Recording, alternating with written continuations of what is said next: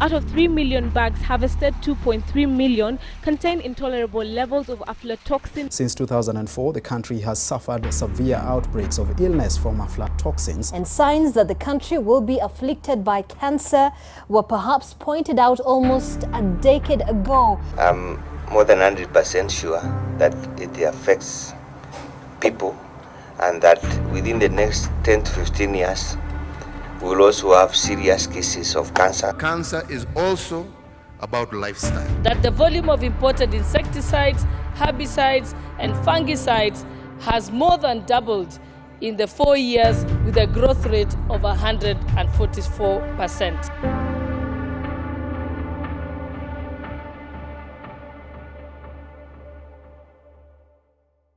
There is one thing that every living human being on earth does every day: eat. We eat so we can live. What we eat, how it is grown, and how it gets onto our plates is the subject of this documentary. It is becoming clear that Kenya's food system is broken. Food that is supposed to be destroyed because it contains harmful aflatoxins somehow leaves the port of Mombasa. Food grown by our farmers has rotten in the fields. Dairy farmers have had to pour liters of milk down the drain because they can't access the markets. All this in a country that has experienced cyclical periods of drought and hunger.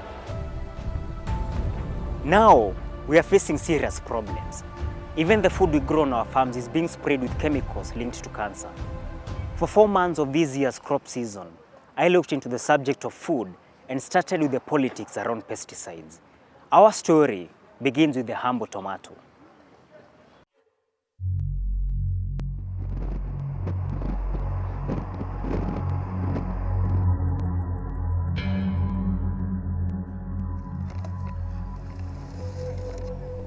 At a tomato field located in Moiben, a settlement in Kenya's Uasin Gishu County, this man is just beginning his job. He is preparing a mixture of methyl super and romectin, an insecticide used to control harmful pests on tomatoes. Toxic as they are to the pests, they are equally toxic to human beings, especially when handled like this. This man is one of the workers hired by Jackson Kwambani, a renowned large-scale tomato farmer here. I begin my interaction with Jackson by asking him why his workers don't have protective gear. Unajua hapa mwenye kufanya kazi ya spraying anakuja kuajiriwa. Na unapokuwa ukiajiriwa, you need to come with your protective devices, clothes and gloves and even masks. But for the case of unaona mtu anaona kwa sababu hii kazi unafanya kuspray 120 liters ina cost 30 shillings per one knapsack. So mtu anaona kukua na ile vifaa ya kukost 100 na maybe anatarajia wanaona eri wakasane tu wafanye hivyo. Jackson does see the danger his employees are exposed to, and he knows the consequences too. In the last 2 years we lost a friend called Philip Kemboi kwa sababu ya madawa kama hizi alipiga. Mwisho kulikuwa na biwavi ball armyworm, akapiga kwa sababu ilikuwa mpaka jioni, aka extend hours ya kufanya, by then hakukuwa na wafanyikazi, so yeye mwenyewe akafanya na pia tulipoteza yeye. Na wengine tunajua waonekane, but in the near future hii maneno ya dawa iko na madhara. Although we can't establish what really killed Philip, the link between harmful chemicals in pesticides like this and chronic diseases in humans is now obvious. About 15,000 kilometers away in San Francisco, California, United States, Dwayne Johnson is fighting to live. He has non-Hodgkin lymphoma, a terminal cancer he got from prolonged exposure to glyphosate. Glyphosate is the active ingredient in Roundup, the world's most widely used weed killer. Johnson was responsible for spraying Roundup at a number of schools and sports fields in Benicia, a suburb located 30 miles east of San Francisco. But unlike the workers in Moiben, he always wore protective gear. But occasional leaks left him exposed. Monsanto, the maker of Roundup, was ordered to pay Johnson $289 million, or 28 billion Kenya shillings in damages. Roundup is actively used by Kenyan farmers. There are many other products currently in use in Kenya whose active ingredient is glyphosate. But it isn't just the growers of our food that are at risk. These chemicals go directly onto our food. Back in Moiben, I asked Jackson whether he's concerned about pesticide residue on his tomatoes. Nyanya bwana, hii ni safi bwana. Hata saa hii nikukupatia hii unakula na unaendelea. Unajua hii ni mboga. Na unaweza pendelea kula ikiwa mbichi ama kama imepikwa.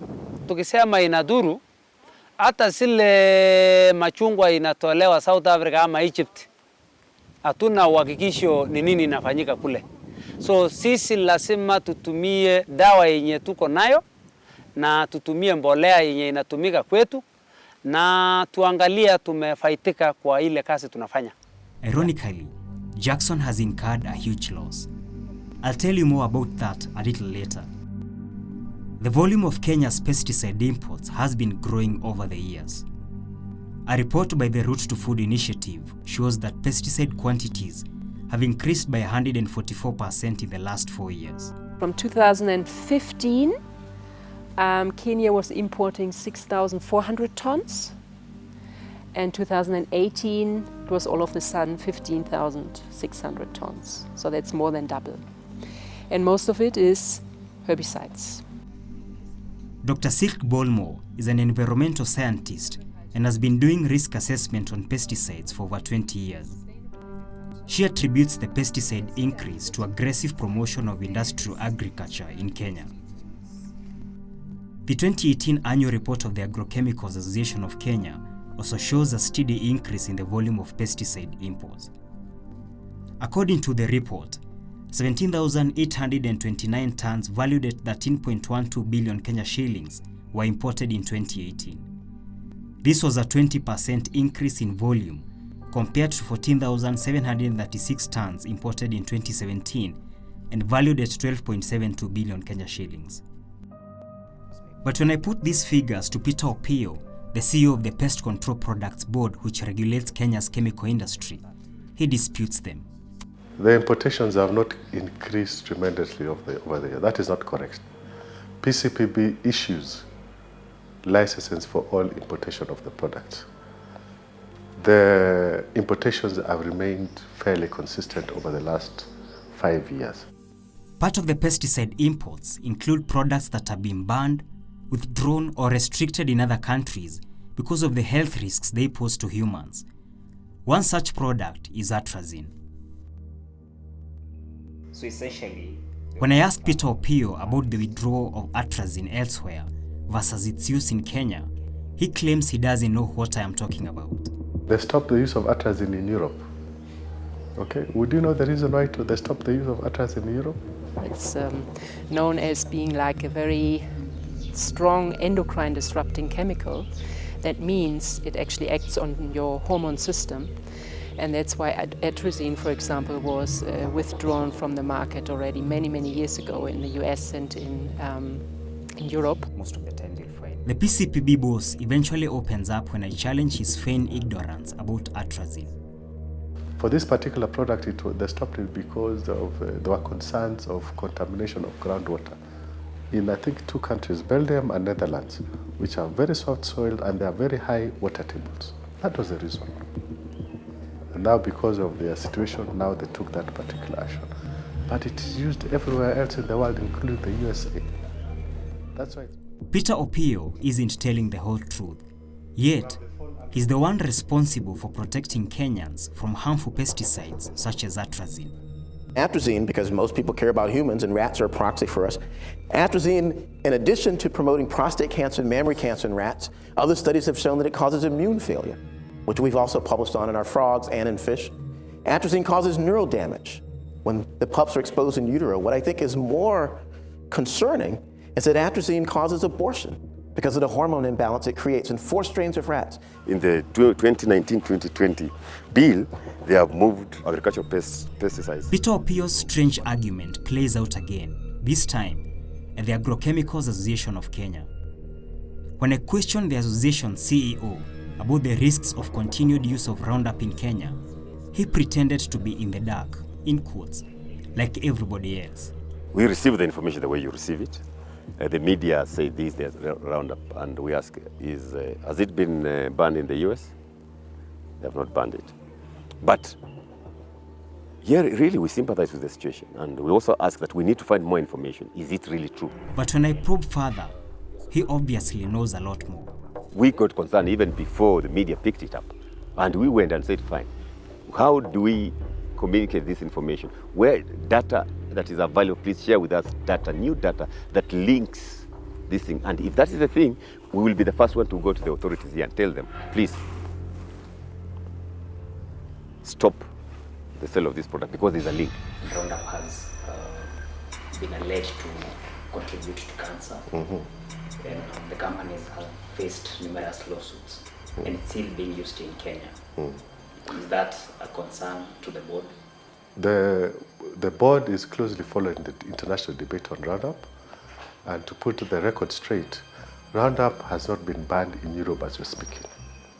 Europe has recently, after submission of additional scientific information, allowed the continued use of Roundup up to the year 2022. So as we're speaking, it's still registered for use in Europe, heavily used in Europe. It's still used in the USA, where the lawsuits came from the state of California, as I'm speaking. Still allowed for use in USA, still allowed for use in Canada, still allowed for use in Australia, still allowed for use in Japan. These are countries that have very stringent regulatory systems. The Route to Food Initiative report documents 188 products registered in Kenya whose active ingredients have been withdrawn from the European market due to either their chronic effects on human health or impact on pollinators. Europe have their own internal system of also approving and banning products. But it's also important to appreciate that in Europe there could be some crops that are grown in Europe that are not grown in Kenya. And likewise, there are some crops that are grown in Kenya and not grown in Europe. So it's not wholesale that any product that is not for use in Europe is also not for use in Kenya. There are 74 other products in the PCPB's register whose active ingredients have been restricted in Europe. There's an organization called Route to Food. Yes. And recently they produced a report, a white paper, that listed a number of active ingredients that have been withdrawn or restricted in Europe. And I have a report here. And they're saying that these products need to be either restricted, banned, or withdrawn. And I can show it to you. First of all, I've not read this report. I've heard about a report circulating, but I've not read it. And first of all, I'll take, for example, the issue of, for example, they've picked up endocrine disruptors.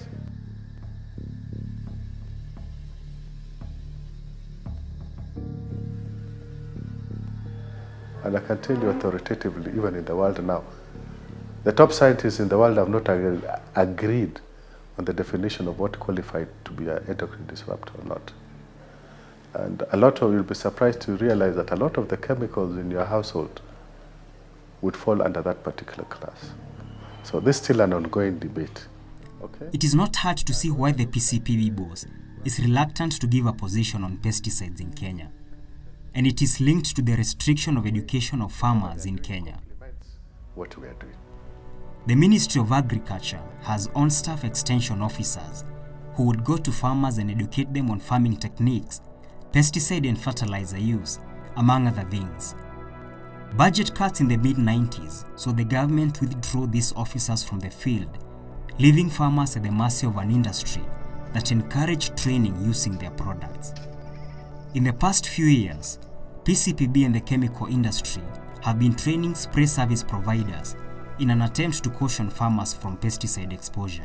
They undergo a very rigorous training, and we're encouraging the farmers to engage them to spray the products on their behalf. So these are people who have been trained professionally, have the equipment, they know how to use the product, and in this way the farmer will not be able to come in direct contact with the product. But PCPB and the chemical industry seem to have their own agenda for training the spray service providers.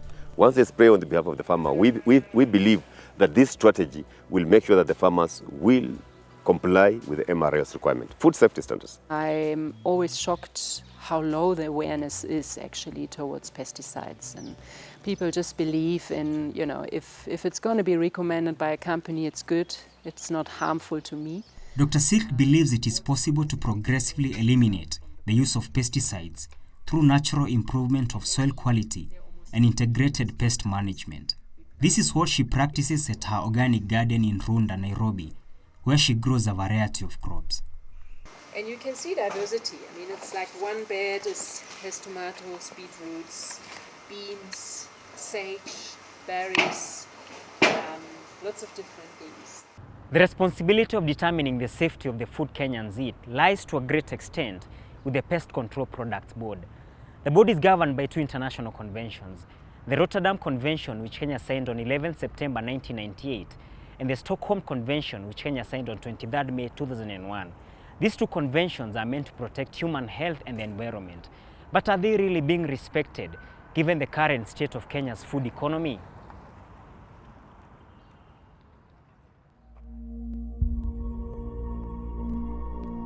But organic farming has been challenged as a silver bullet to the problems the world is facing with industrialized farming.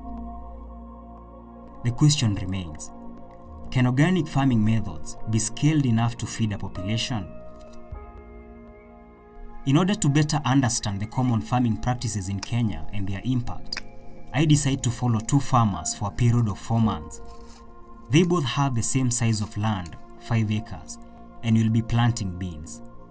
But while one farms naturally in Machakos County, the other uses synthetic fertilizer and agrochemicals to grow his crops in Uasin Gishu County, one of Kenya's most crucial food baskets. James Kandiye's farm is located on the outskirts of Eldoret town, about 40 kilometers from Jackson Kwambani's tomato farm in Moiben. It's April 2019, and the long rains have delayed this year. But despite the lack of rain, James will plant anyway. He is used to growing maize, but the market has failed him in recent years. He therefore has decided to plant beans instead. He has hired the best men for the job and is using indigenous seeds and DAP fertilizer. Tunanunua 3,300 mavuko 50 kilos. Yeah. Na ni kiasi gani utatumia kwa hili shamba? Tunajaribu eka moja kwa 50 kilos.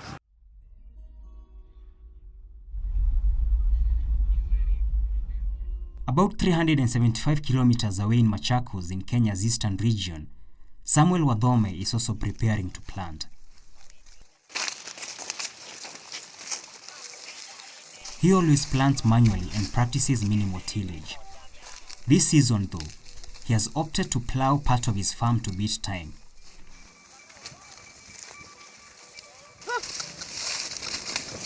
He fears the rain might fall before he is done planting. He will incur zero cost on fertilizer. He uses organic manure to maintain the fertility of his farm.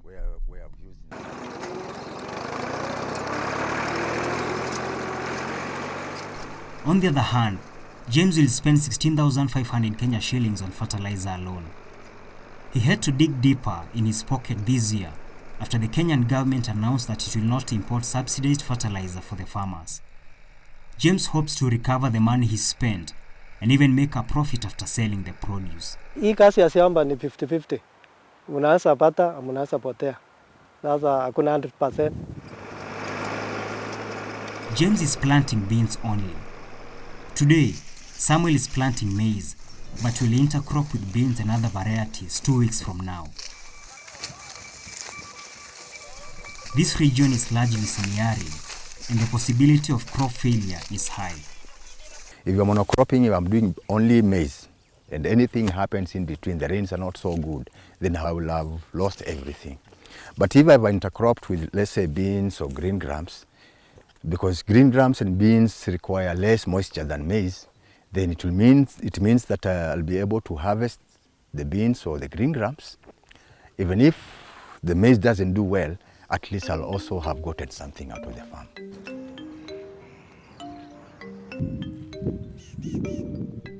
The following day, I returned to Samuel's farm just in time for the rain.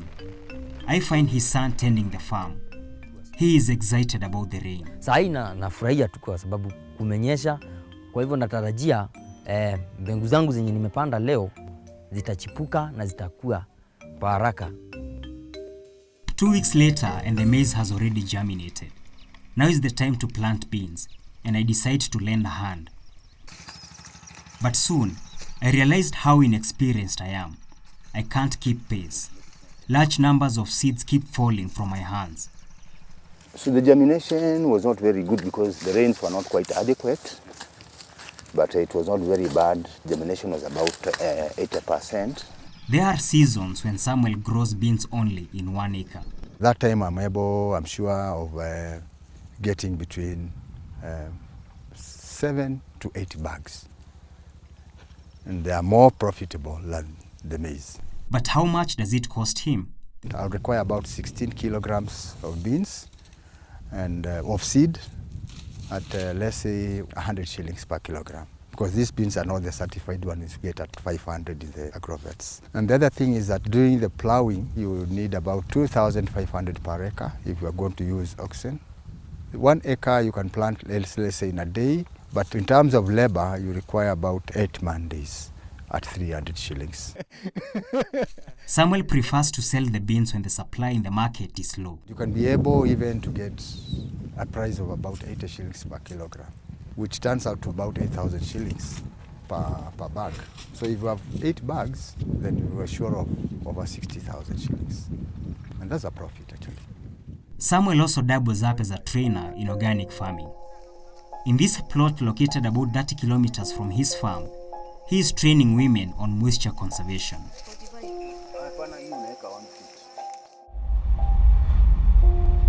In the course of journeying with Samuel and James, I arranged to meet up with another farmer in Bungoma, Western Kenya.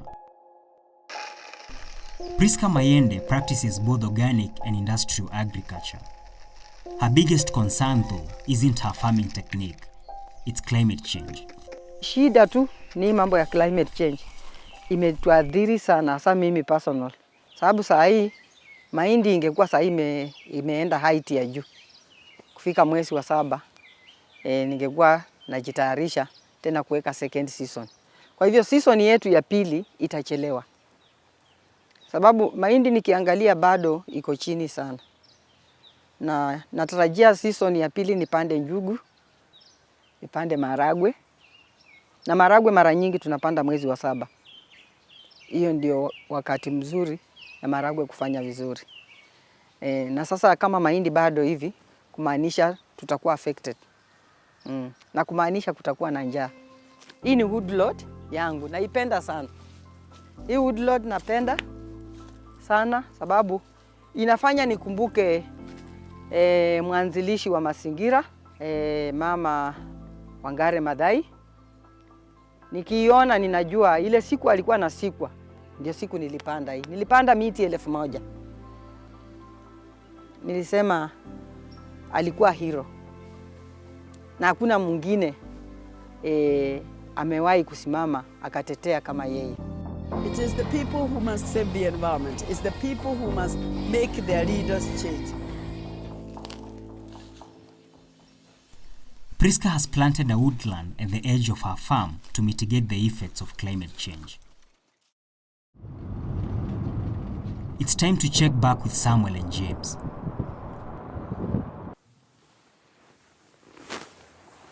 Habari ya mzee? Mzuri. Unaendeleaje? Tunaendelea. Naona ni kuvuna unavuna. Navuna natoa ni kama misitu imekuja imefunika. Na kwani ilitoka wapi haya magugu? Hii niliweka mbolea. Hii mbolea. Sasa inakakuja haraka. Kashinda marakwe. Na sasa inaonekana kweli naona ni? Ionekane lakini hata tunatafuta. Lakini kama tutaweka round up ndio ionekane ama tutatuulize dawa zingine ile ya kumaliza hii makwekwe alafu tionekane. James' entire farm is covered in weed. Remember Dwayne Johnson from earlier in this story? The Roundup weed killer James is planning to use is the cause of Johnson's cancer. Tukakuja kuspray maneno ya polio, flight na dudu. Sasa tukawacha hatukuspray ya kwekwe, ndio ikakuwa unaona umekuwa msitu. Na ulipokuwa unapanda hiyo siku tulikuwa na wewe, ulikuwa unatarajia nini? Nilitarajia kuvuna kama gunia, kwa sababu nilipanda ilikuwa gunia moja mbegu. Nilikuwa natarajia karibu gunia 10, lakini sasa haiwezi. Saa hii haiwezekani.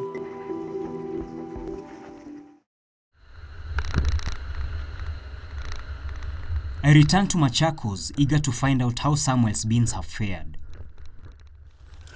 Hey, Mr. Adome. Afternoon to you. How have you been? We've been fine, and we're still working in the shamba. We are back. Yeah, that's so karibu. A lot has changed. Yeah, a lot has changed actually. The last time we were here, the crops were not as high as they are. You can see now the beans some beans are already mature and dry. And actually, we just about now to start the harvesting activity. Samuel also tells me how climate change has affected him. We've received very little rain. As we talk now, the last showers were in June, around 20th June. It is July now. It's almost 2 months. July has come to an end, and it's almost 2 months. We've not received any rain. In fact, it's a miracle that we are coming back to the shamba. I'm back to the shamba, and at least I'm able to harvest some beans. Going by the circumstances, Samuel says he'll be contented with whatever he will harvest. The advantage he has over James is that he will harvest other crops. I have a variety of foods that my family can use. I have legumes here. These are beans. I have garden peas on the other side.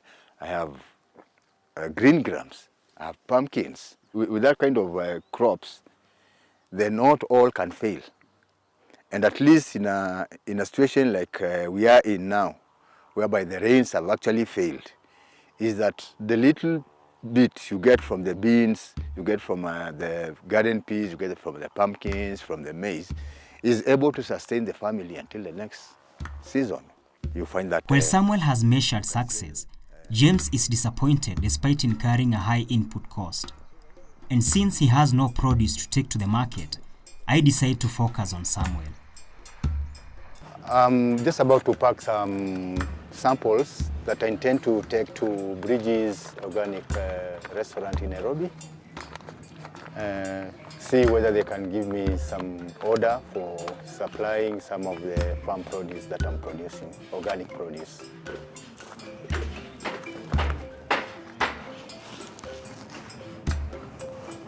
When he is done packing, Samuel heads to the bus stop. It will take him about an hour to Nairobi, Kenya's capital, if there will be no traffic. An hour later, Wadhomi is nearing the capital city.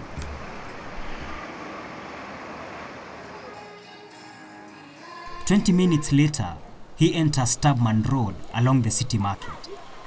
Within minutes, he reaches his destination. He is met by Ann Bogwa, the founder of Bridges Organic Restaurant, the only organic restaurant in Nairobi.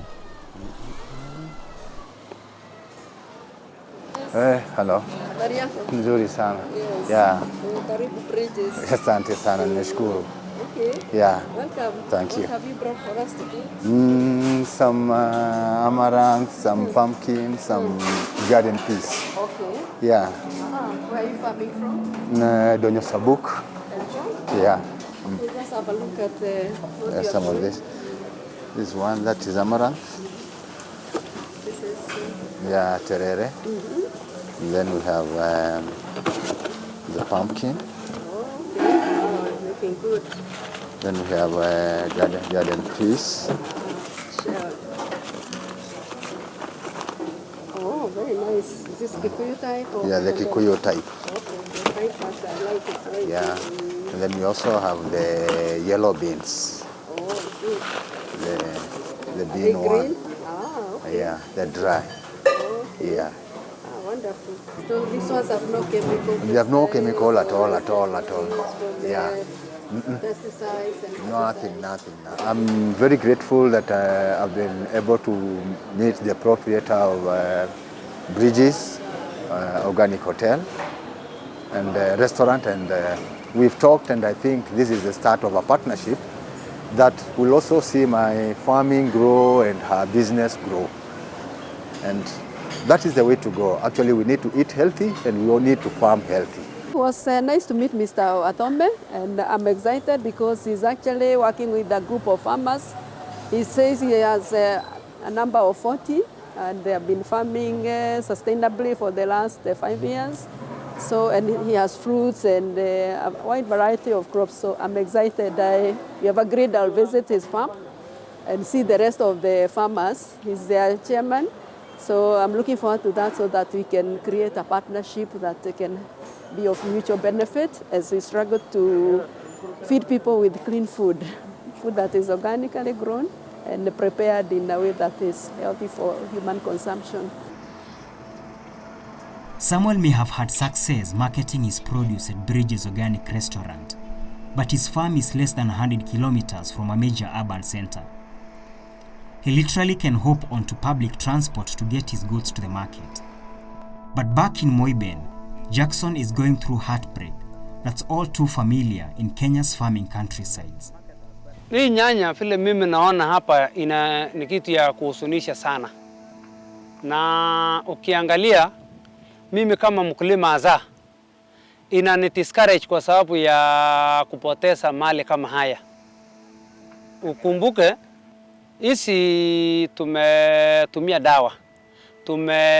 Involve a lot of farm inputs na pia human labor. Ukiangalia sasa vile inapotea hivi ni hasara kubwa sana. Mimi kama hii serikali yetu ya county government kama wangetuwekea cold stores, at least tungefuna tuweke tukingoja soko. Lakini sasa ukiangalia hapa Uasin Gishu ni ile tu county government hawajatilia maanani hata kuangalia wakulima wadogo. Jackson was unable to market his produce due to poor road network. The roads are impassable when it rains. Hizi vile tulikosa magari juzi, hizi zikaanza kuharibika kwa shamba. Na hatungeweza kuachilia kwa shamba kwa sababu inaharibu zile zingine. So huwa inatolewa yote, hata ile imekuwa overripe inaletwa nje. Jackson is counting huge losses. Farm inputs zile tunatumia kama mbolea ya kupanda, mbolea ile ya kutop dress, dawa ya best na pia ile madawa ya magonjwa. Inakarimu kwa eka moja ina cost over 230,000 to 2,240. Kuongeza maji, usisahau maji kwa sababu tunanunua mafuta na mtu hata ya kunyunyiza. Kama hisi yenye unaona hapa chini ina cost over 100,000 na ujue hii ni ya in 3 days. Baada ya kesho kuna singine. So unaona rafiki yangu ni hasara kubwa tunapata sisi hapa kama wakulima wa Uasin Gishu. We were expecting to get 1.3 which is abnormal profit in fact my friend. But now tumepoteza ile initial capital na ile tulikuwa tunatarajia pia hatukupata. Na unajua usipoweza kufaulu ile manifesto ya Jubilee ya kuweka chakula, hiyo tayari tumeanguka. To minimize the loss, Jackson has allowed tomato retailers into his farm. Wao ndio wametusaidia kwa ile njia wameweza. Wanachukua nyanya haya, tunapima sasa hii tunauza shilingi 700 kwa hii crate moja. Wanaenda kuitembeza kwa huko homesteads. It was tough to hear what Jackson had to say, much less interview him in a field of rotten tomatoes. His produce mainly is for the local market, which he always doesn't access. But do farmers who export their produce have better access to international markets? If you look at our horticultural exports, for example, last year, we had quite a substantial rejections of horticultural exports, mainly because of the maximum residue levels that were more than what is allowed in the EU. And that is on the export side. How about what we are consuming as Kenyans? Who does that monitoring? At the moment, nobody is doing. Doing that monitoring. And the few studies that have been done, all of them, if not most of them, if not all of them, have showed very high levels of pesticide residues in the products in our markets. In the 80s, we used to say, and 90s, we used to say that for every 5 households, one is either infected or affected by HIV. Today, it's for every household you know, there's someone who has a lifestyle condition. And there's a very strong link between food and disease, and food and those non-communicable diseases. And there's scientific evidence that has shown that pesticides and those synthetic fertilizers contribute to cancer, to those diabetes, high blood pressure. Eustace Kiari is the CEO of the Kenya Organic Agriculture Network. According to him, industrial agriculture is costly compared to organic farming. If you count it in terms of the use of the external inputs, you also count in terms of the pesticide residues that are in those products and the effects on the environment of using those chemicals on the farm, in terms of how they degrade the environment, how they kill pollinators. If you add all those costs, the chip becomes very expensive. In 2018, the European Commission banned 3 of the world's most widely used active ingredients in insecticides. They were thiamethoxam, imidacloprid, and clothianidin. The 3 were said to be a risk to bees and other pollinators. There's no actual usage data of different pesticides in this country. Not only in this country, many African countries, also many European countries. Pesticide usage data are in general very rare. So we don't know what the people are using unless we go to the farming communities and ask them. But what we know is that they're registered by the government in this country. So why they're still registered, we don't know. Apart from Roundup and few other products, many of the glyphosate-based products registered by PCPB are used to control weed in non-cropped areas. But this doesn't lessen the harmful effects of glyphosate. Alva and Alberta Pilliod, a couple in the US, contracted cancer after using Roundup for more than 30 years in landscaping their home and other properties. The two so far have received the largest verdict of $2 billion damages against Monsanto. Yeah, really, we sympathize with the situation, and we also ask that we need to find more information. Is it really true? So the jurisdictions we ask to give us this information is the same science. Okay? Science, give us this information. Pesticides are not the key to food security, as the chemical industry would have many of us believe. Let me break it down for you. Much of the food we eat relies on bees and other pollinators to produce. When a bee lands on a flowering plant, it collects pollen from the male part of the flower and transfers it to the female part of the flower. It takes just 1 grain of pollen to make a seed in a plant. This results in the food that we eat. We, in turn, are responsible for taking care of the bees, other pollinators, and the environment. The cycle is repeated over and over again. But when harmful pesticides are used on plants, the bees and other pollinators are affected. This minimizes chances of pollination, resulting in poor yields. This in turn forces us to look for ways to increase the yields, such as using synthetic fertilizers and more pesticides. When you use the pesticides on the crops, inevitably you'll have some remnants that remain on the crop. So What MRL means is that, yes, you've detected some, but is the amount that is detected on the produce within the safety level? Unfortunately, the monitoring of maximum residue levels in Kenya mainly focuses on exports. For the national market, actually no one is looking at the MRLs. And this is quite a bit of a problem, because if you, for example, look at MRLs of glyphosate in maize. So we know the MRL, they calculate it on the base of how much a European person, for example, how much maize a European person is eating. And based on that, the maximum of glyphosate is allowed in that maize. But that means if you eat more maize, then the level of MRL should go down. Which means for Kenyans, maize being one of the staple foods, the MRL should be much lower than for Europe, which is not the case. And it's not maize alone whose safety Kenyans should be worried about. The Kenya Bureau of Standards is on the spot for releasing 23,000 tons of this fresh ginger, apparently, that was imported from Vietnam. Well, KEBS issued a certificate of conformity despite condemnation by the Port Health Services, which raised concerns over the safety of that consignment.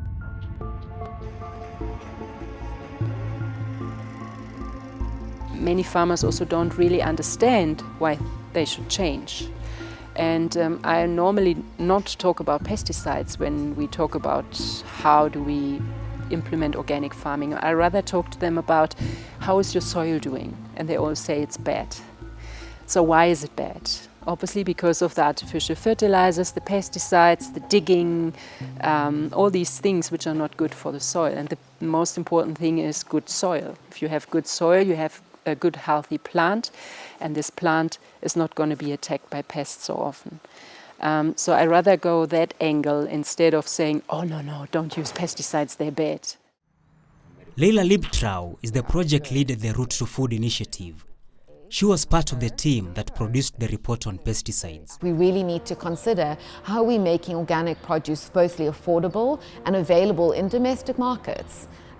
We should not be having to buy food in local markets at our Mamba Moga that has pesticide residue levels that are exceeding minimum acceptable standards. That's a serious concern. So we need to look at how can we create a self-containing food system using sustainable farming practices and therefore producing foods that are healthy and nutritious for us to eat. It's high time that the relevant authorities took this up, and we not only do the regular monitoring for the export-oriented products, but also for the local market, that we protect Kenyan consumer into what they are eating by regulating the products that are being used on farm and the levels that are allowed to be in the markets. The levels of pesticide residues are allowed in the market. We are aware that there will be going to be an increased awareness for farmers. Consumers are becoming more aware, and they will continue demanding safer foods. Forget about the export, even locally here. We are sensitizing people, going to demand safer foods. And these safer foods will call for use of safer products. Over the time I spent with farmers, I discovered serious weaknesses with Kenya's food system that should worry you. Our soils are not as healthy as they used to be. The farming practices being aggressively pushed to farmers are not only unsustainable, but harmful in the long run. Many food markets and shelves of our supermarkets are filled with produce whose origin and safety you can't be very sure about. We are now in a rainy season, but what fortunes will the rain bring if reports of increased pesticide imports, some of which are harmful to us, continue to be ignored or downplayed?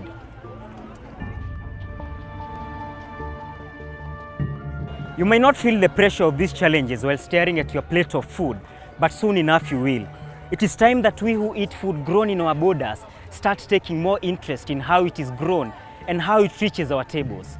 Organizations charged with ensuring we eat healthily, namely the Pest Control Products Board, the Ministry of Agriculture, the Kenya Plant Health Inspectorate Service, and the Kenya Bureau of Standards must be open, honest, transparent, and take the initiative to see better farming practices, better access to markets, and ultimately healthier foods. What is waiting to germinate if this doesn't happen is a bitter harvest for us all.